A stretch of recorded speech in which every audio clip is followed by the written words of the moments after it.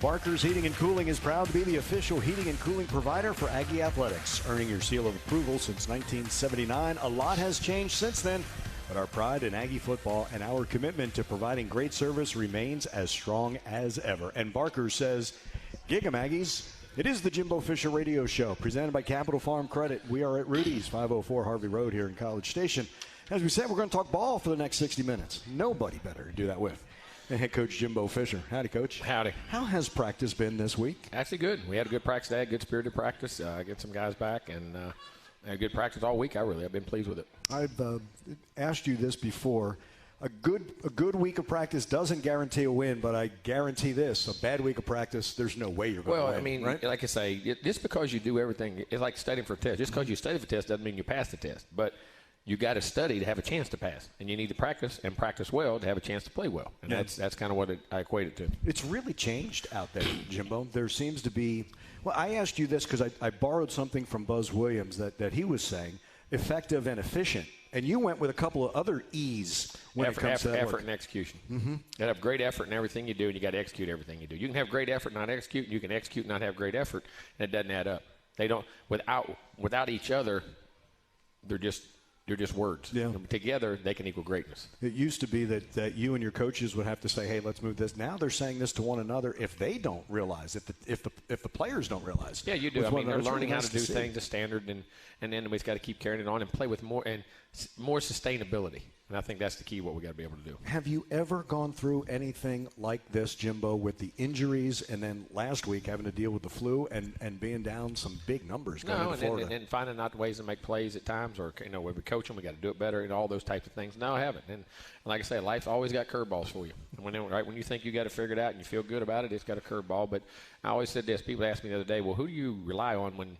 Listen, who do you rely on? At the end of the day, all the people you call. Listen, you've done it for a long time. You know what to do and what they all tell you. Listen, you know what to do. You know what you're doing. You've done it great for a long time. Go back, evaluate it. Go back to the key. My dad always told me, go back to the basics. Go back to fundamentals.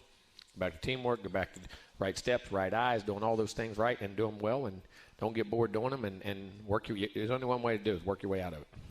Go ahead. Play your way out of it. And for you, that's the coaching and the teaching part. Correct? Exactly right. Coaching, preparation, teaching, and you change. I mean, you also make adjustments. I mean, what you do to practice, what you do, how much of this you do, how much of that you do.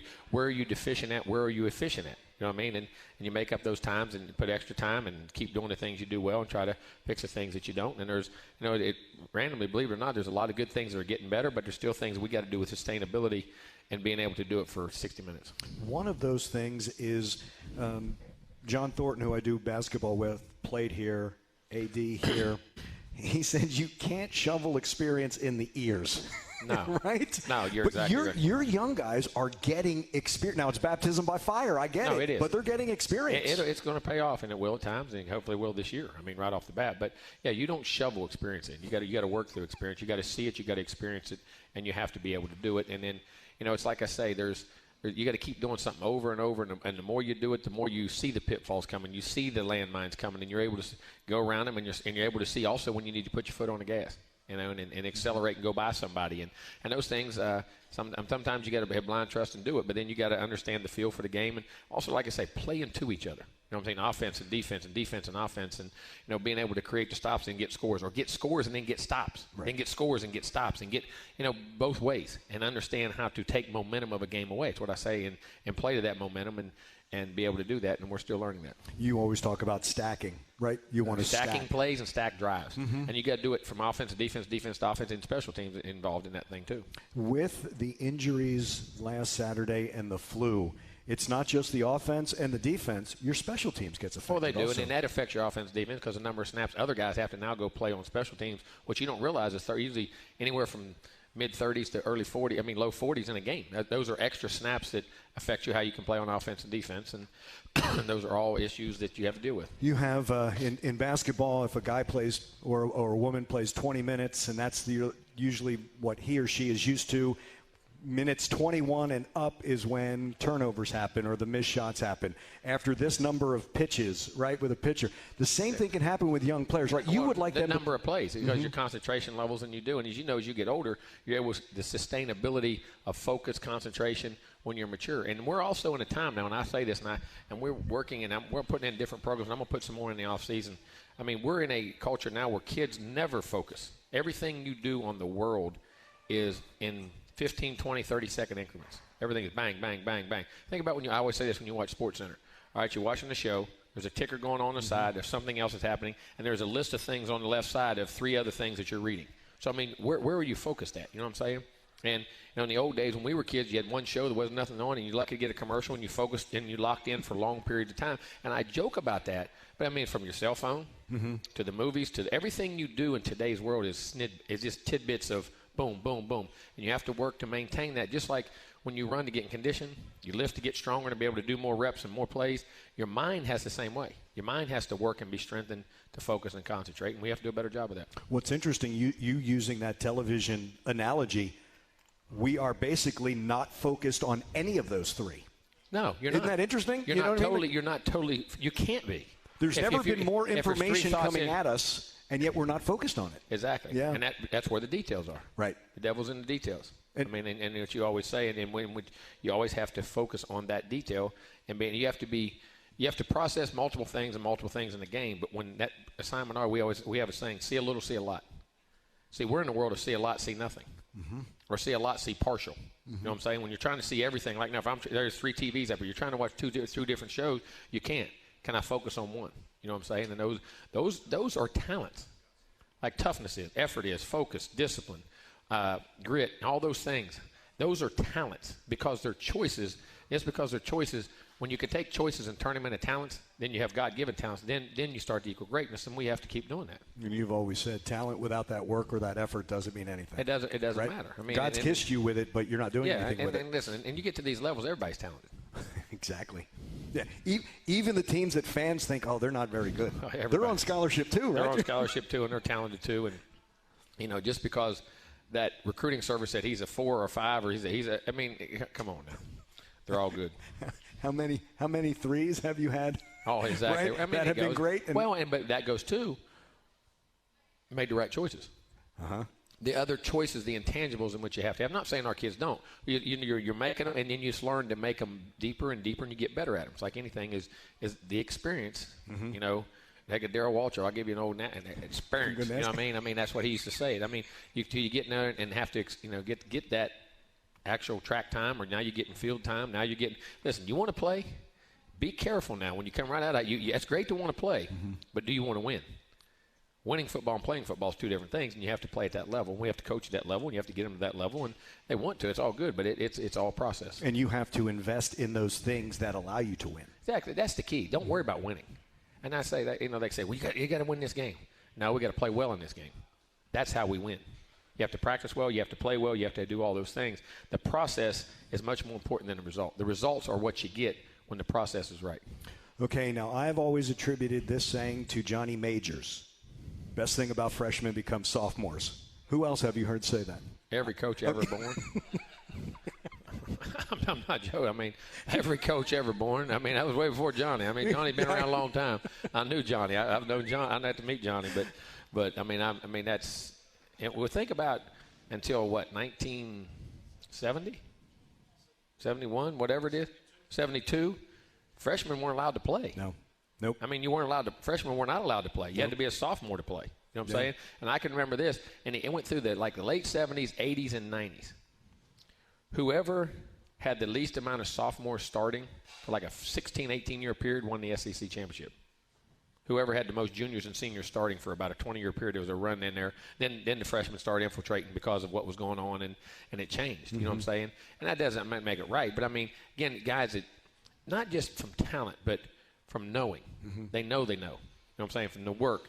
Bodies chiseled and grizzled and hard, and know how to practice and know how to go through the grind and all those different things. And that's not an excuse, but everybody's in it today. We got to figure it out. There's a lot of freshmen playing everywhere. We got a little bit of more, because of injuries and different things have happened, and they're really good players. And they're going to develop, and they're going to be really good players. And that's what's so exciting about them being so cohesive. They know they're a very tight-knit group now. People don't realize that. I mean, there's always, you have, but it's for general purposes, they're a very, very tight-knit group. Yeah. They like each other and hang around each other a lot and want to be together. And it's not like that's just a clique of just them. No, right? it's not. You see that young sophomores, the redshirt freshmen, the young guys in this club, they see it, and they're a very tight-knit group. Everybody's asking, well, how do you keep them playing? They like each other. Understand something. When you're on a team, you got a brotherhood. You got to play for your guy beside you and the things that go on. And every time you play, you put your name on a jersey, and they're saying you're being graded. You're being evaluated by your teammates, by your family, by your school, by the fans, and by pro football. Everything you ever put on film. So them guys playing hard and doing the things they got to do, and they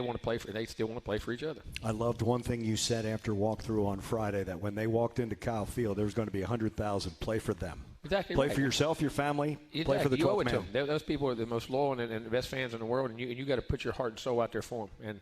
And that's what you do. That's what you do. You say as an athlete, it's a gladiator sport. It's a sport you go into an arena and you're there to play and have fun, and that's what but also it's what you dreamed of since you were 5 years old. Mm-hmm. We were joking about that today. Think about when you used to throw the ball up in the air, grab it, and you ran, and 5 guys tried to tackle you. You just did it for hours in the yard. Just get the heck beat out of you. Yeah. I mean, get the heck. And you dream, man, and then the game's going on Saturday, and all of a sudden you're whoever. You know what I mean? You're whoever's team you like. You're whatever you dreamed of. You're whatever pro team you like. Man, one day I'm going to be that guy. You're that guy. Mm-hmm. Don't be scared of it. Go play it and take advantage of that opportunity. I mean, and sometimes, they don't take it for granted, but don't take it for anything. Just enjoy the moment that you've worked for your whole life and go develop yourself and play. Well said. Jimbo Fisher, head coach of the Fighting Texas Aggies, taking on Auburn this Saturday at Jordan-Hare. We'll talk a little bit more about that as our hour continues. It's the Jimbo Fisher Radio Show presented by Capital Farm Credit. Stay with us. This is Aggie Football from Learfield. Texas Farm Bureau Insurance wants to give you a VIP Aggie basketball fan experience this year. Go to 12man.com/maroon contest. That's where you register. One winner and a guest will receive game tickets, a VIP tour of Reed Arena, and you'll be recognized on the video board during the game. Register today at 12man.com/maroon contest. Texas Farm Bureau Insurance is a proud partner of Texas A&M Athletics. And that's because our 12th fan trip, they're going to Auburn this weekend. They will be at Jordan-Hare. We'll talk about that in a little bit. On Facebook, do the check-ins. I'm going to do that in a little bit, but I want to pass this along from Rudy, who's in Corinth. He said, I want to wish all those who have served Happy Veterans Day. Rudy served 30 years, retired as a Navy captain. He says, Jimbo, we totally understand the challenge of developing 18, 19, 20-year-olds into a cohesive team. Keep pressing, Coach. They will get there. They will. Yes, you're right. And God bless all those veterans. Yeah, it's with the Veterans Day coming up. And he's developing 18, 19, 20. That's not a football field. No, exactly right. That one there has got stakes a little bit higher. Yeah. We like to use the war analogies in football. Not even close, right? Not. I mean, we say that's not even in remotely close. I mean, one mistake there. And it's just the trust and the belief you have to have, and that's why we try to. We bring a lot of veterans and special forces guys and guys in to talk to our guys to understand the mentality of the pressure and the things that go on and how much my brother depends on me. You know what I mean? And try to just build the mindset and the cohesiveness, and it's amazing what they do. It was something that Sam Matthews said on Monday at the media availability when they were asked, well, what are you guys playing for? He said, I'm playing for my brother. I'm playing for my teammate. People know, it's hard to comprehend. It's like when you say, man, what was you thinking when you made that play? What was you thinking? I was thinking about running my route right, sticking my foot in the ground, getting the head around, catching the ball, or making my read, getting my eyes. it's hard. People that know, you think about what you do within the moment. And it's just like, if it was your family, if something was going on in your family, what would you do? Because my sons need me, my wife needs me, my uncle needs me, my aunt needs me. That's people don't understand the cohesiveness that goes on. And we try to divide and do all that. But within a team, man, it's – You get that, and that's truly there. And it goes back to what you said. You've always talked about the shelf life of a team is about 6 months. Yes, guys stay 3, 4, or 5 years, but one team, and yes, even though it's the record, you've said time and again, down the line when they get back together, I don't know if they're going to remember all the final scores, but they're going to remember that bond of going through everything together. I always say that. I always say, when you walk up to your 20-year reunion, as you're walking up and there's a group of guys standing there, what are they going to say when you're walking up? What are they going to say about you when you walk up? You know, I mean, that guy right there, you could count on him. He busted his tail every day. He was a good guy. He was a great teammate. Sometimes, hey, this guy was a phenomenal player and teammate, and he worked hard. But those things matter. You don't think about them now, but how you treat people when you're walking up 20 years from now. And everything ain't perfect. You don't get along with everybody. Every teammate's not perfect. Right. But you ain't got to like everybody. But they say, you know something? That guy came to work every day. That guy was there for us every day. That guy did this every day. To me, that's the greatest compliment you can have about the respect of how you go about your business, who you kind of teammate you were, and things like that. And that matters. And then at the end of the day, that's what you play for. You say, and certain guys say, hey, well, when things weren't going well, he would just go quit on us. That guy there, that when something happened, you could count on him more. He was twice a teammate. He would go twice as hard. And that, you know, that's at the end of the day, it's what life's about. Because at the end of the day, you're trying to win, you're trying to be successful, all that, which is right. But it's a microcosm of life. Life's going to be tough as a father. Life's going to be tough as a husband. Life's going to be tough at the job, whatever you got. Life's going to be tough, period. There's going to be sicknesses. There's going to be illness with you, family members, things that go on. And these are all ways of how you handle adversity. And everybody says it builds character. Well, it does later. Right now it reveals it. Mm-hmm. Right now it reveals who you are and what you are. And that's a part of life you have to go through. And listen, life isn't always easy. And it's especially when you think it's going to be good and it's disappointing. But at the same time, that doesn't mean you can't make it very rewarding. It's you can also have those stories of teammates getting together going, you were a knucklehead at 18, and you turned out to be pretty good. Yeah, and you do. And you say, hey, remember when you was a freshman, you wouldn't do this, and all of a sudden a sophomore, junior, and senior? I mean, yeah, those stories, I mean, I've been to them. And I never thought about that back then. He said, but it does matter what they think of you, when you go and how you do it. Not just what you're doing now, but what you did back then. Yeah. You know what I'm saying? And then how you've evolved as a person, what you grew from. We all grow and hopefully get better. And that's that reputation that they're building every single day on those practice fields. Exactly right. Yeah. It's that reputation and that respect at the end of the day. It's not about being liked. It's about being respected. We will have more of the Jimbo Fisher Radio Show. It's presented by Capital Farm Credit when we return to Rudy's, 504 Harvey Road here in College Station. Stay with us. This is Aggie Football from Learfield. The Jimbo Fisher Radio Show is brought to you by Capital Farm Credit, the largest agricultural lender in Texas. Capital Farm Credit. Together, we're better. Fighting Texas Aggies will be in Auburn Saturday. 6:30 will be the kick. 5:30 for our St. Joseph Health pregame show. The Aggies and the Auburn Tigers. Coaching change in Auburn will be one of the topics in the second half of our show. This is the best show ever, Jimbo. Are you kidding me? Leroy brought nothing but nurses here. Exactly right. You had to be there. They're there. And they have we're well cared for. Yes, have you noticed not a single picture with me? Huh? Not a single picture with me, right? Everything with Jimbo. I don't want to hear it. I don't want to hear it. Okay, so they do have a question I'm for a lost cause. I need the help. Aggie Nurses Class of 24's question is, what is something you wish you knew in your 20s? Oh, Lord. I told him it was going to be a good question.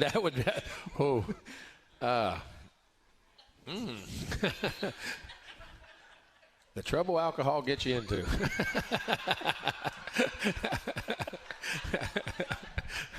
We do kind of have to learn the hard way with that, right? No, that's you know something.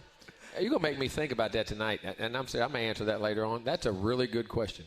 I mean, that's one of the best questions I think I've ever been asked. When you think about all the different things in your life when you were that age, and how they affect the long term of what you do and the decisions you made. I remember this. I remember having known one thing I did know was smart, that I knew what I wanted to do, and there was only one way to do it. Don't worry. My always dad said, well, if you're happy, and my mom said, if you're happy knowing what you do, you're one of the most gifted guys and luckiest guys in the world. Don't worry about the money.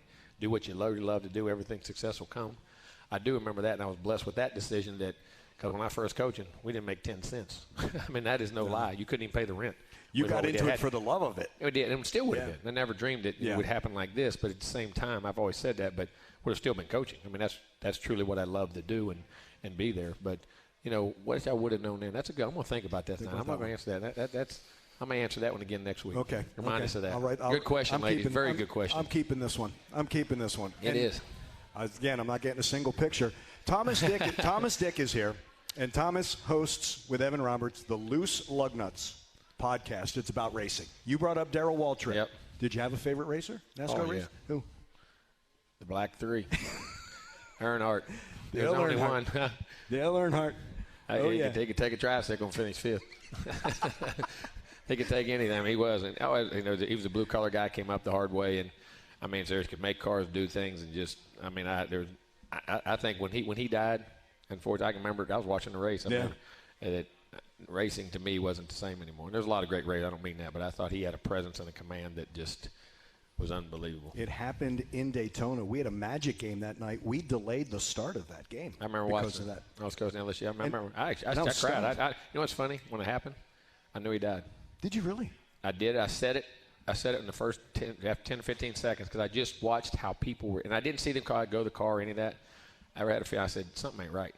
Because when he ever had those, he was out of the car in 10 seconds. And I was in Talladega one year when he flipped it and going 200 miles an hour in the tri-oval and flipped it on his back, and it flipped back up, and he jumped back in it and rode it. And 2 weeks later, with a broke sternum and a broke shoulder, he qualified on it. He won the pole on a road course, which is, the pain with a broke sternum and a broke shoulder. I mean, that guy was and could drive and do things and I think he was as good for that sport. It would be big for as anybody ever was. Absolutely. He's one of the top 5. I mean, guys that I think is one of the top 5 athletes of my generation. The things you did, he was that guy for me. He's Jimbo Fisher, head coach of the Fighting Texas Aggies. We'll have more of the Jimbo Fisher Radio Show, presented by Capital Farm Credit. More questions when we return. This is Aggie football from Learfield. Howdy, Ags. Andrew Monaco here, inviting you all to visit Costa Vida Fresh Mexican Grill, Baja-style Mexican, made from scratch daily, serving breakfast tacos, lunch, and dinner. Aggie-owned and operated by our friend Holly in South College Station. It's the Jimbo Fisher Radio Show presented by Capital Farm Credit. And we do have more questions for you. Patty wants to know, I never can understand the last word of this quote. In the huddle, the team says every possession ends in a kick. Kick. And what that means is, listen, your first objective is to kick an extra point. Your next objective is to kick a field goal. Your third objective is to have a punt. Well, if you do that, that's a way of saying you don't turn the football over. And if every possession ends in a kick, the odds of you winning the football game go immensely through the roof. And you're saying at the same time, you're saying, okay, you can say, well, don't turn it over. Like telling a quarterback, don't throw an interception. Well, in the meantime, he cannot make a play, too. Right. I mean, I tell him to play with aggressive intelligence. So we're saying that if our first objective is kick a PAT, we're saying go score a touchdown, then a field goal, then a punt. And remind yourself of that and don't get frustrated because, the turnovers can really affect it. Steve would like to know, having a season like this, has there been positive things you've been happy with? Yeah, there is. I mean, there's a lot of character coming out. I mean, as far as you're getting to reveal a lot of guys and what they do, a lot of the young players are getting, with some of the injuries, are getting quality playing time and getting better and better. And more importantly, learning how to practice and prepare and do those things. And like I say, I've been extremely pleased. Again, we're not playing. We're disappointed. We're not nowhere. I mean, not close to have it. But at least the competitiveness and the spirit and the tenacity to go prepare and keep playing, is there. And it's, like I say, sometimes those tough times make those great times that much better. And I think we are learning there from that part of it. And I still think these young guys are getting better and better. And some of our older guys are too. Yeah, they can learn as well, can't exactly. they? Yeah. Because you were asked, are you frustrated? And you said, no, not frustrated. Disappointed, yes. But not frustrated. When you're frustrated, then you learn that you make mistakes. I mean, you make rash decisions. When you're disappointed, you're not getting there. You're evaluating, what do I need to change? How do I need to change? And how can I get more out of them, which we've done some things in starting the games. At least on offense, it's getting better. Defense, we were starting. Now we got to get that back. So we're working with some things on them. We're working things on offense, how to change things, how to, to get all those situations better and just keep self-evaluating. Everybody said, well, do you evaluate this? Do you think of this? Listen, football coaches evaluate things, and people in business, it's like you and what your job is, and a businessman. Y'all are businessmen. You evaluate what's going on in your business constantly. And when things don't go well and you miss a deal, you lose. You miss 2 deals in a row. You're going, wait a minute, what am I doing wrong here? I mean, what have I done here? What did I not do here? Those self-evaluations are endless, and you got to find a way to hit the right buttons. He's Jimbo Fisher, head coach, Texas A&M, taking on Auburn Saturday at 6:30.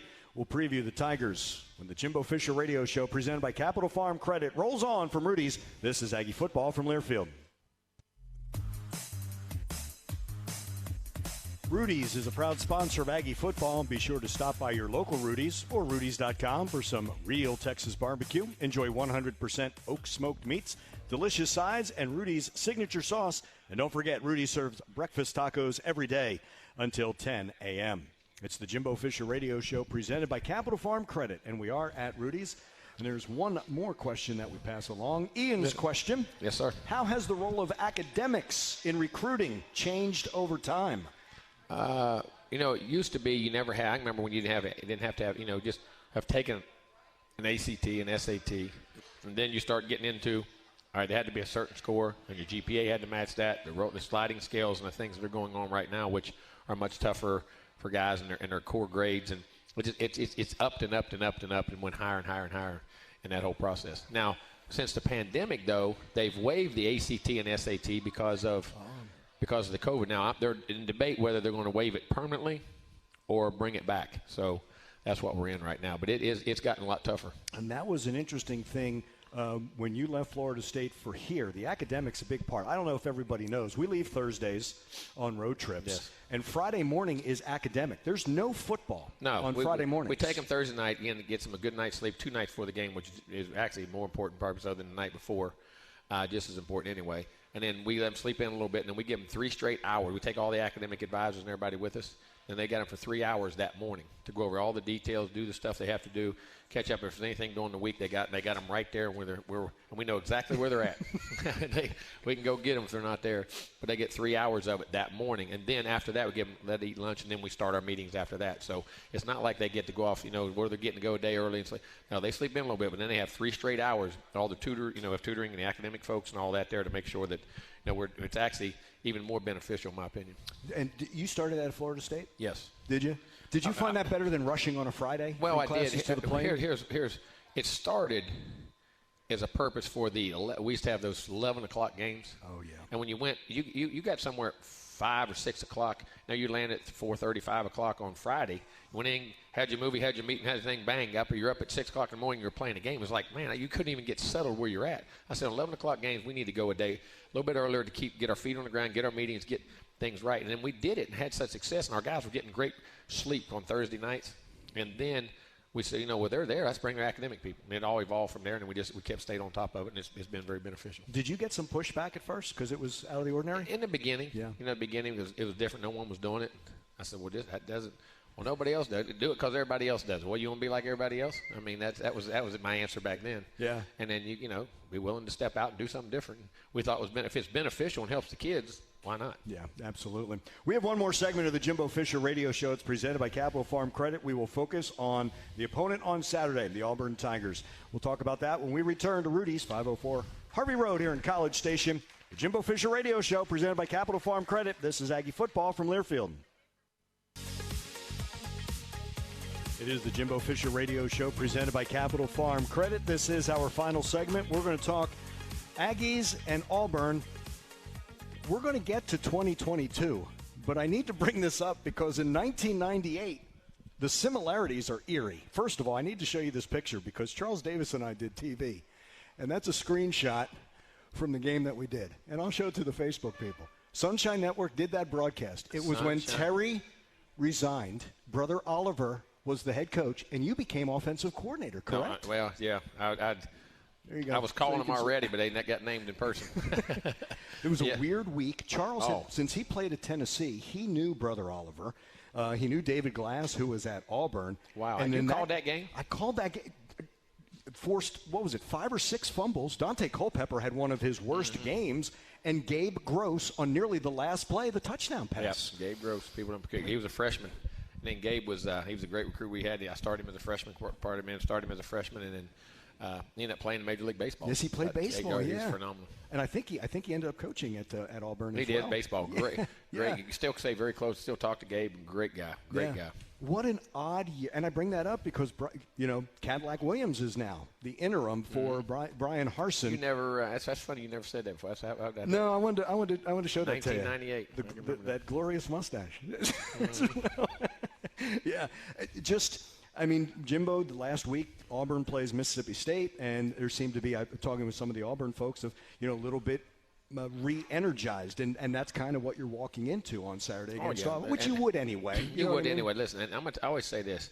When I coach there and we're there, Auburn plays as well at home maybe as anybody we play against, and always had. For the history of that, when they play at Auburn, Auburn's a tough place to play. I mean, it's a very tough place, but they take a lot of pride there. They're physical, tough. Auburn's always prided itself on being a tough, physical group of guys, no matter how talented they are.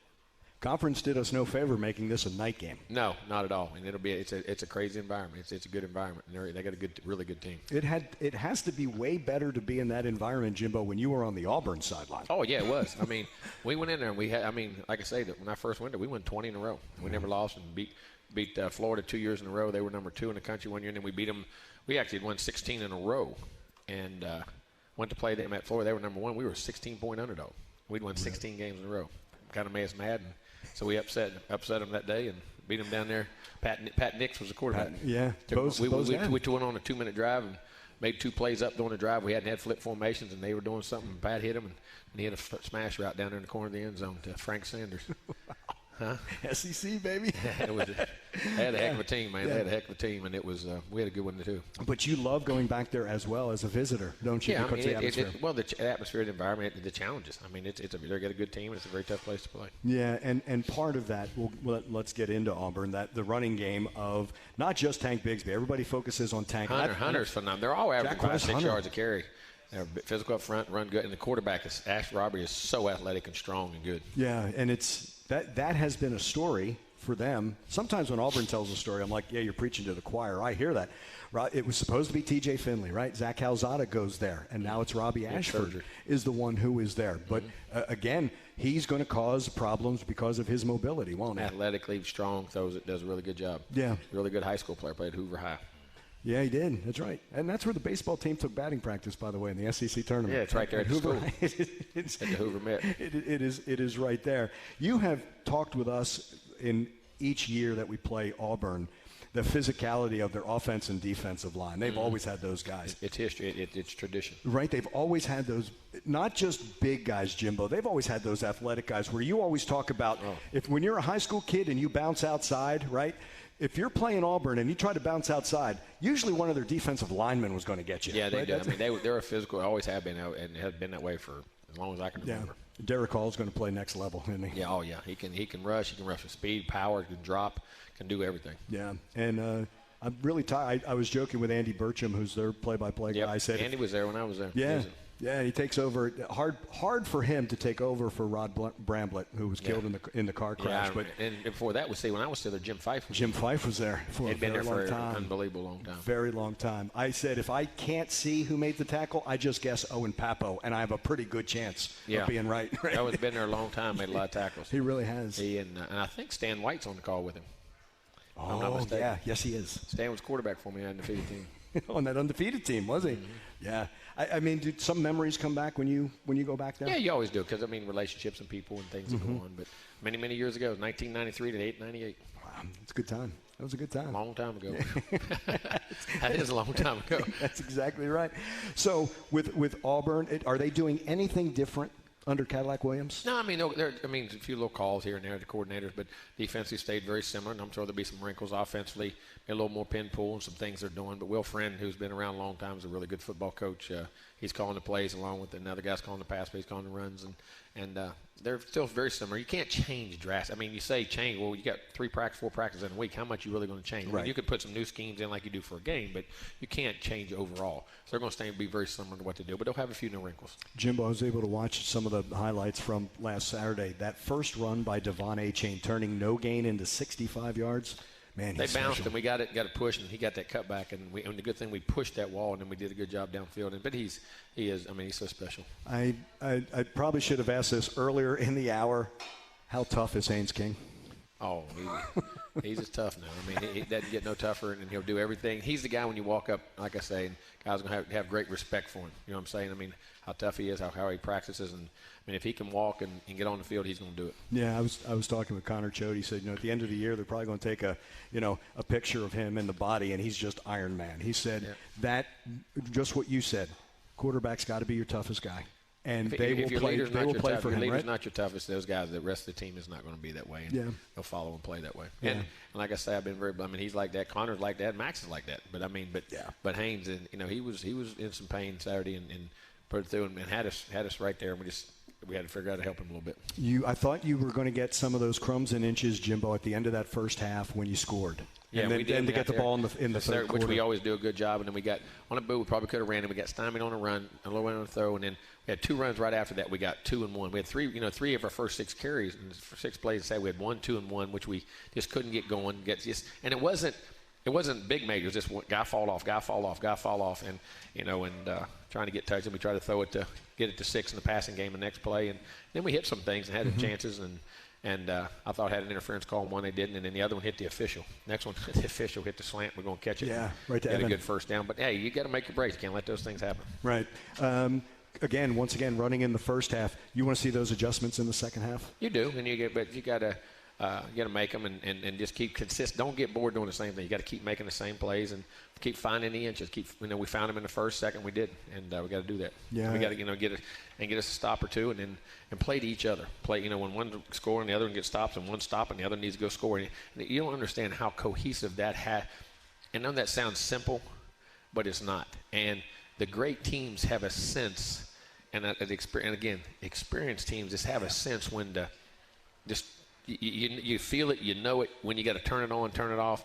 It's not turn it off, but, man, we got to do, hey, let's just focus and get this done. We can get momentum, we can get control, we can do the things you got to do, and we still got to keep learning it. It did seem like it might be one of those days on Saturday. Okay, you know what? The offense. Defense not having its best. Okay, the offense will carry them. That's the way teams go. Right. And learn to feed off each other and then benefit each other till the other one gets his feet on the ground. They've done that for us. We were trying to do that for them, and we just got to do a little better job of it. You've always said this as well about your teams. There's never like offense versus defense. I hate that. I cannot stand. That's why the locker room is. I can't. You're not divided. Well, the offensive team wins. No, the football team. You have to play to each other. You have to be cohesive to each other. You understand. Have a great appreciation for each other. And then that's why the special teams are so important. Have all those guys co-intermingled on their offensive and defensive guys are doing that. It's a team sport, and it's everybody's got their own side of the ball and they have to do things, but you can't look at it that way. No, your defensive guys have always. And how you call offensive plays a lot of times. Yeah. It has to do with how the defense has got to play that game, and how the defense calls things that day is how the offense has to play that day. And people don't understand. You don't call them separately. Right. You try to cohesively do the things you got to do to win the game. You've always, your defenses always say, look, Nick may punt, but that's like the first defensive play. Well, he's going to pin them. Well, let me ask you this. How many plays you get 42, 44 yards for? Yeah. Punt is not always a bad play. Right. I mean, I was going to say in the situations, and especially when he's hitting, he had 3 inside the 10 and 4 and another one inside about the 12. So you had 4 punts inside the 15. So, I mean, that's a friend too, Absolutely. Pleasure. Beat the hell out of Auburn on Saturday. Yes, sir. We need to and get playing well. And thank everybody for support. Thank you all for coming. Thank you. Great seeing everyone here. Rudy's Country Store and Barbecue, 504 Harvey Road here in College Station. And coming up on Saturday, we'll join you. We'll join you at 5:30. It'll be the St. Joseph Health pregame show. And then the kick will be at 6:30. Actually, foot to ball will be at 6:39 on Saturday. Just join us all along the network. Kevin Menchow is our engineer here at Rudy's. Tony O'Neill, the producer in the Learfield Network studios. For head coach Jimbo Fisher, I'm Andrew Monaco. Thanks and gig 'em. This is Aggie Football from Learfield.